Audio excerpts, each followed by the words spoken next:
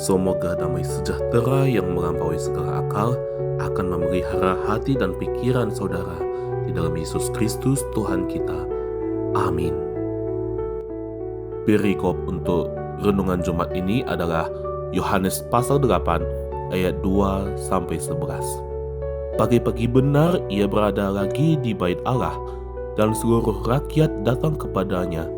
Ia duduk dan mengajar mereka.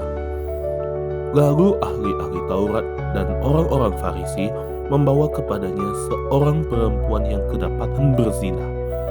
Mereka menempatkan perempuan itu di tengah-tengah dan berkata kepada Yesus, "Guru, perempuan ini tertangkap basah ketika ia sedang berzina. Musa dalam hukum Taurat memerintahkan kita untuk melempari perempuan-perempuan yang demikian dengan batu. Bagaimana pendapatmu tentang hal itu?" Mereka mengatakan hal itu untuk mencobai dia, supaya mereka memperoleh sesuatu untuk menyalahkannya. Namun, Yesus membungkuk lalu menulis dengan jarinya di tanah. Ketika mereka terus-menerus bertanya kepadanya, ia pun bangkit berdiri lalu berkata kepada mereka, "Siapa di antara kamu tidak berdosa, hendaklah ia yang pertama melemparkan batu kepada perempuan itu." Lalu ia membungkuk lagi dan menulis di tanah. Namun, setelah mereka mendengar perkataan itu, pergilah mereka seorang demi seorang, mulai dari yang tertua.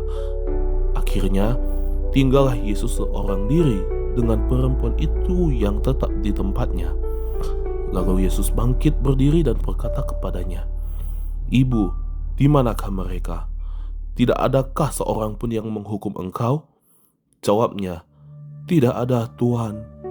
Lalu kata Yesus, "Aku pun tidak menghukum engkau. Pergilah dan mulai sekarang jangan berbuat dosa lagi."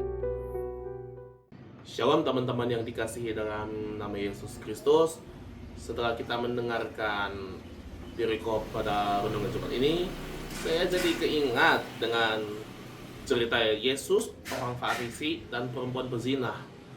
Ini juga ada kaitannya dengan dunia nyata loh teman-teman. Kalau kita mau tahu, sebenarnya mencari kesalahan itu bukan hanya sekedar, "Wah, ini si Anu sudah melakukan kesalahan. Ini nih, si Anu lakukan bohong-bohong." Bukan itu teman-teman, bukan hanya itu. Kalau kita yang pengen tahu apa itu mencari kesalahan, bukan hanya sekedar membicarakan kesalahan orang lain. Sebenarnya di dunia nyata kita sering dihadapkan dengan 3 bentuk nyata yang akan saya sebutkan satu persatu. Yang pertama ialah mengorek aib lama, yaitu sengaja menanyakan atau mencari tahu tentang masa lalu seseorang yang buruk hanya untuk membongkar noda atau mempermalukannya di depan umum.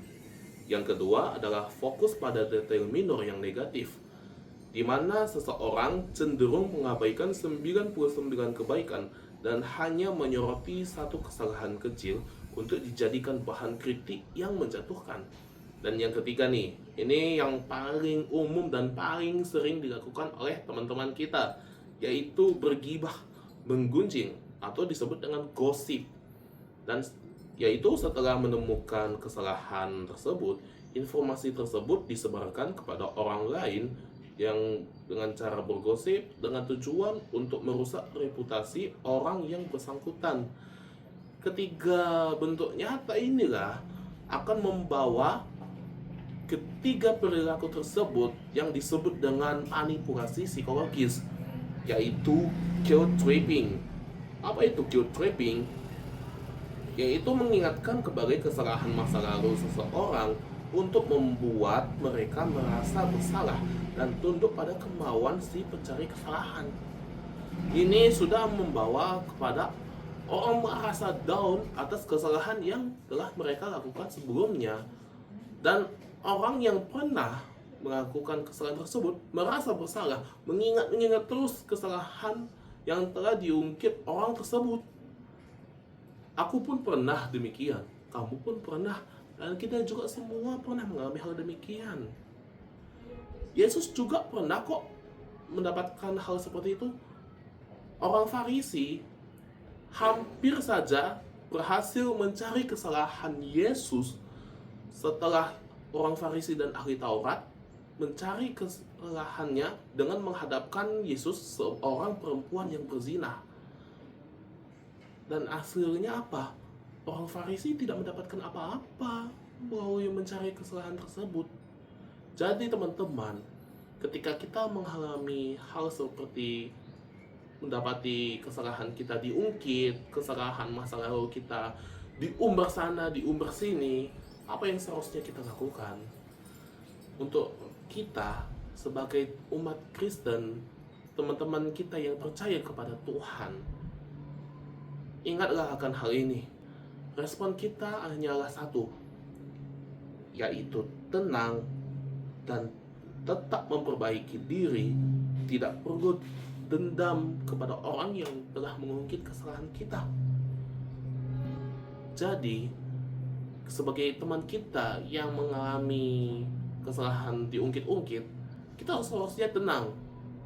Dan kita jadikan kesalahan masa lalu kita itu sebagai retrospeksi diri untuk memperbaiki kesalahan kita, supaya kita tidak jatuh ke dalam kesalahan yang sama.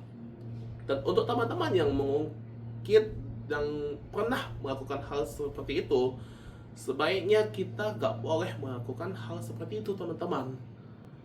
Janganlah kiranya kita mengungkit kesalahan orang lain, tapi kesalahan kita sendiri pun masih saja kita tidak bertobat, kita tidak menjauh dari kesalahan tersebut. Ingatlah teman-teman, bahwa kesalahan orang lain bukanlah urusan kita. Tetapi ingatlah, itu urusan Tuhan, bahwa pembalasan atau penghakiman Tuhan yang urus, bukan kita. Dan penghakiman terakhir inilah yang akan diatur oleh Tuhan menurut perlakuan mereka masing-masing. Jadi marilah teman-teman, kita saling berintrospeksi diri, saling memperbaiki diri. Janganlah kita mengurus kesalahan orang lain. Dan yang paling penting adalah kita mengampuni orang lain. Kita lupakan kesalahan orang lain. Janganlah kita ingat-ingat. Mengampuni adalah hal yang terpenting, hal yang paling utama dalam ajaran Yesus Kristus. Semoga Tuhan sumber pengampunan memberikan kita kelegaan, pelepasan dari kesalahan masa lalu kita. Amin.